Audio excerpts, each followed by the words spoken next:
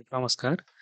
A, अस्ति अस्ति राष्ट्र ब्याङ्कले हाम्रो मौद्रिक नीतिको अर्धवार्षिक समीक्षा निकालेपछि सेयर बजारमा धेरै हल्लीचल्ली भएको छ। अहिले अब ब्याङ्कहरूको सेयर बढ्छ भनेर धेरै नै हल्ला चलेको छ र यो आजको मिति यो 2/27 को मितिमा चाहिँ ब्याङ्कको सेयर पनि राम्ररी बढेको छ। मैले यो मौद्रिक नीति आउने बित्तिकै 2/23 मा एउटा एनालाइसिस गरेको थिएँ। त्यो एनालाइसिसमा मैले के गरेको छु, कुन ब्याङ्कको सेयर किन्दा बढी नाफा हुने सम्भावना देखिन्छ, यो क्वार्टरली रिपोर्ट अनुसारले मैले त्यसको बारेमा आज एउटा भिडियो बनाइरहेको छु। नर्मल्ली सेयरमा केमा किन्दा फाइदा हुन्छ भनेर भन्दा मानिसहरूले एनालाइसिस गर्दाखेरि इपिएस भन्ने गर्छन्। तर मैले आज इपिएस भन्दा पनि केही फरक चिजबाट हेरिरहेको छु। फरक चिज भनेको distributable profit and loss per share कुन ब्याङ्कको कस्तो छ भन्ने बारेमा मैले हेरेर एनालाइसिसमा त्यसले कुन ब्याङ्कलाई ठिक देखाउँछ भन्ने मैले जानकारी दिन गइरहेको छु। यसको लागि सबभन्दा पहिला यो कसरी हेर्ने भन्ने कुरा चाहिँ यो मैले हाम्रो यहाँ मेरो लगानीबाट चाहिँ लिएको हो। मेरो लगानीबाट यो सबै कुराहरू हेर्न सकिन्छ। तपाईँले मेरो लगानीमा जानुहोस्। यहाँ गइसकेपछि तपाईँले कुनको हेर्न मन लागेको छ, जस्तो मानौँ मलाई सानिमा ब्याङ्कको हेर्न मन लागेको छ भने सानिमा ब्याङ्क टाइप गर्ने। अनि यहाँ गएपछि तपाईँको तल आइसकेपछि यहाँ देखाउँछ क्वार्टरली रिपोर्ट। क्वार्टरली रिपोर्टमा सानिमा ब्याङ्कको यो फाइनेन्सियल क्वार्टरली रिपोर्टमा के छ भन्ने कुरा यहाँ देखायो होइन। तपाईँले यो यहाँ खुल्दैछ। यहाँ खुलिसकेपछि यो यहाँ तल चाहिँ हुन्छ annualize distributable profit and loss per share भनेर 19.14 यो करेन्ट इयरको लागि र यो 10.44 यो प्रिभियस इयरको लागि। करेन्ट र प्रिभियस भनेर यहाँ लेखेको छ है। करेन्ट यसलाई हो भनेर क्वार्टर 2 को रिपोर्टले यसो भन्छ है। यो भनेको के हो म अहिले भनौँला।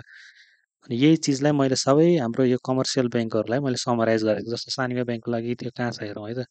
सानिमा ब्याङ्कको लागि Q2 मा 19.14 करेन्टमा र प्रिभियसमा 10.44 यसरी मैले यो सबै समराइज गरेको छु। अब यहाँ 2-3टा चिज खाली देख्न सकिन्छ। अहिले हाम्रो भएको कमर्सियल ब्याङ्कहरू टोटल 20वटा छन्। यो मर्ज हुँदा हुँदा के भएर 20वटामा झरेको छ। त्यसमध्ये राष्ट्रिय वाणिज्य ब्याङ्क यो पूर्ण सरकारी स्वामित्व भएको हुनाले यसको चाहिँ सेयर छैन, नेप्सेमा सूचीकृत छैन। यो बाहेक हामीसँग 19वटा ब्याङ्कहरू छन्। 19वटा ब्याङ्कहरूको मैले अघि देखाए जसरी नै मेरो लगानीमा गएर यसरी यहाँबाट हेरेर एनालाइज डिस्ट्रिब्युटेबल प्रफिट चाहिँ मैले निकालेको छु। यो Q1 को रिपोर्ट भयो, यो Q2 को रिपोर्ट भयो। यो भनेको 2080-81 को लागि। यसमा अब जस्तो हेरौँ Q1 मा एग्रिकल्चर डेभलपमेन्टको Q1 मा 20.1 थियो। अघिल्लो सालमा चाहिँ यो प्रिभियस भन्नाले प्रिभियस इयर भन्न खोजेको है। अघिल्लो सालको Q1 को टाइममा चाहिँ जम्मा 3.23 थियो। भनेको यो टाइममा अघिल्लो साल ब्याङ्कहरू एकदमै कम नाफामा थिए। यो सालमा चाहिँ ब्याङ्कहरूले नाफाहरू केही बढाएका छन्। यो कुरा हामी करेन्ट Q1 को करेन्ट र Q1 को प्रिभियसलाई हेरेर पनि कम्पेरिजन गर्न सक्छौँ। त्यस्तै Q2 को करेन्ट र प्रिभियसलाई पनि हेरेर कम्पेरिजन गर्न सक्छौँ। यो ब्राकेट भनेको माइनसमा भएको पोहोर साल एडिबिएलको तपाईँको Q2 मा नेगेटिभ रहेछ। यसैले यहाँ यो देख्न सकिन्छ धेरैवटा ब्याङ्कको नेगेटिभ छ र यसरी पनि हामीले के पत्ता लगाउन सकिन्छ भने अघिल्लो साल धेरैवटा ब्याङ्कहरूले नाफा दिन सकेको रहन्छन्।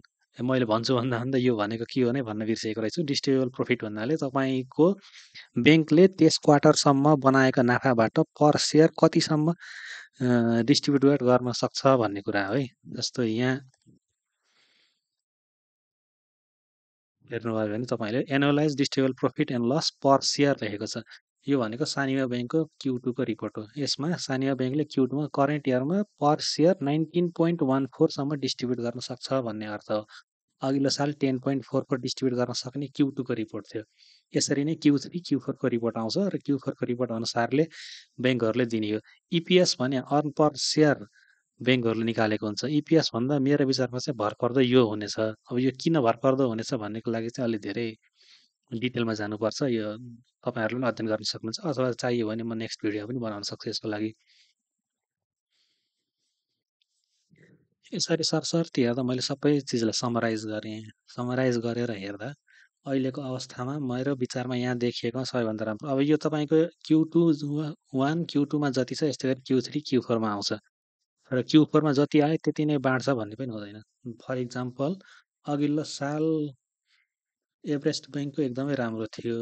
एभरेस्ट ब्याङ्कले हेर्नुहोस् Q2 मा 30 थियो अनि Q2 मा यसपालि 30 छ। अघिल्लो साल 27 सम्म थियो। यस्तै गरी Q4 मा पनि त्यहाँ हेर्न सकिन्छ राम्रो नै थियो तर उसले Q4 मा जति आएको थियो distributed profit loss per share त्यो सबै डिस्ट्रिब्युट नगरेर केही उसले आफ्नो ब्याङ्कको नेक्स्ट इयरको लागि पनि जम्मा गरेर राखेको हुनाले सबै बाँडेको थिएन। सबै बाँड्छ भन्ने ग्यारेन्टी त हुँदैन तर बाँड्न सक्ने क्षमता कति छ भन्ने कुरा यसबाट हेर्न सकिन्छ है। यहाँ हेर्दा अब यो मैले यो प्राइसहरू हाम्रो 2023 को रेट अनुसारले राखेको छु। प्राइस र तपाईँको यहाँको क्वार्टरली रिपोर्ट हेर्दा कुन ब्याङ्कको सेयर राम्रो छ भन्दालाई यहाँ हेर्दाखेरि म्याक्सिमम् त Q2 मा देखिन्छ। तपाईँको 30 देखियो एभरेस्ट ब्याङ्कको। एभरेस्ट ब्याङ्कको Q2 मा डिस्ट्रिब्युटेबल प्रफिट 30 सम्म देखिएको छ तर यसको प्राइस 612 छ। प्राइस हाई नै छ है यसको। अनि प्राइस हाई भएको हुनाले यो ठिकै छ। पैसा धेरै छ तपाईँले हाल्न सक्नुहुन्छ, रिस्क लिन सक्नुहुन्छ भने पनि ठिकै छ। यसबाहेक अर्को छ standard charter bank. Standard charter bank यो अब जहिले पनि यो एभरेस्ट ब्याङ्क र स्ट्यान्डर्ड चार्टर ब्याङ्क चाहिँ भाउ धेरै हो नि डिस्ट्रिब्युट गर्न सक्ने पनि धेरै हो नि तर दिने चाहिँ थोरै भइरहेको छ पछिल्लो वर्षहरूमा। यसपछिको अहिलेको अवस्थामा राम्रो यहाँ देखिएको त्यसपछि सबैभन्दा बेस्टमा देखिन्छ तपाईँको सानिमा ब्याङ्क। सानिमा ब्याङ्क अब तपाईँले पछिल्ला वर्षहरूमा पनि हेर्न सक्नुहुन्छ। यहाँ सानिमा ब्याङ्कमा गएर तपाईँले यसले अहिलेसम्म कति डिभिडेन्ड दियो भनेर यसमा नै हेर्नको लागि मेरो लगानीमा यहाँ एजिएममा क्लिक गर्नुभयो भने देख्नुहुन्छ। अघिल्लो साल चाहिँ सबै ब्याङ्कहरूलाई नाफा कम भएको हुनाले अघिल्लो साल जम्मा यसले 5.26 मात्रै क्यास डिभिडेन्ड दिन सकेको थियो। अघिल्लो साल यसको डिस्ट्रिब्युटेबल थियो 10 Q2 मा 10 छ सायद मेरो विचारमा Q4 सम्म पनि यही 10 कै आसपास चलिरहेको थियो तर त्यसले दियो 5 मात्रै सबै दिन्छ भन्ने चाहिँ हुँदैन है फेरि। तर यसपालि Q2 मा 19 सम्म पुगेको छ। अब हेरौँ यसबाट बढ्न सक्छ घट्न सक्छ तर मेरो विचारमा यो अवस्था राम्रै हो रेट अहिलेको हिसाबले। त्यस्तै गरी अर्को यसपछिको अलि राम्रो देखिएको तपाईँको प्राइम कमर्सियल ब्याङ्क छ। यसपछि राम्रो यहाँ यो देखिन्छ एसबिआई देखिएको रहेछ। एसबिआई देखिएको छ। एसबिआई पनि तपाईँको 420 सम्म रहेछ प्राइस। अब एसबिआईको पनि पुरानो डिस्ट्रिब्युसनको रेकर्ड हेर्दाखेरि त्यति धेरै राम्रो छ जस्तो लाग्दैन। एसबिआई एसबिआई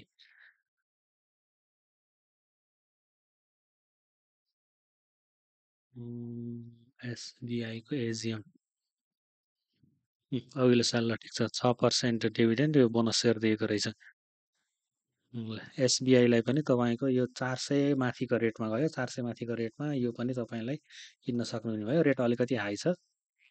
यसपछि तपाईँको अलिकति राम्रो देखिएको छ prime commercial bank. Prime commercial bank त 200 एकदमै लो रेटमा डिस्ट्रिब्युटेबल प्रफिट धेरै भएको प्राइम चाहिँ अहिलेको अलिकति राम्रोमै गनिएको छ। धेरैजनाले कुरा गर्दाखेरि पनि प्राइम प्राइम भनेको सुनिन्छ। यसपछिको अलि राम्रोमा तपाईँको आउँछ ग्लोबल आइएमई छ 12 डिस्ट्रिब्युटेबल प्रफिट 12 सम्म हुन सक्यो। त्यसपछिको राम्रो छ तपाईँको एनएमबी ब्याङ्क। एनएमबी ब्याङ्क अघिल्लो साल त तपाईँको लसमै थियो बाँड्न सक्ने अवस्था थिएन त्यही भएर अघिल्लो साल केही पनि दिएन यसले। यसपालि चाहिँ 10 सम्म छ अब हेरौँ कस्तो गर्छ यसपालि अरू क्वार्टरको रिपोर्टहरू। यसरी तपाईँले कुन ब्याङ्कको सेयर किन्ने भन्नको लागि एउटा यो पनि बलियो आधार हो। तर यही मात्रै सबै हो भन्ने चाहिँ होइन यस सँगसँगै अरू इन्डेक्सलाई पनि हेर्नुपर्छ तर यो एउटा बलियो आधार चाहिँ हुन सक्नुहुन्छ। ल यति भन्दै म बिदा हुन्छु धन्यवाद।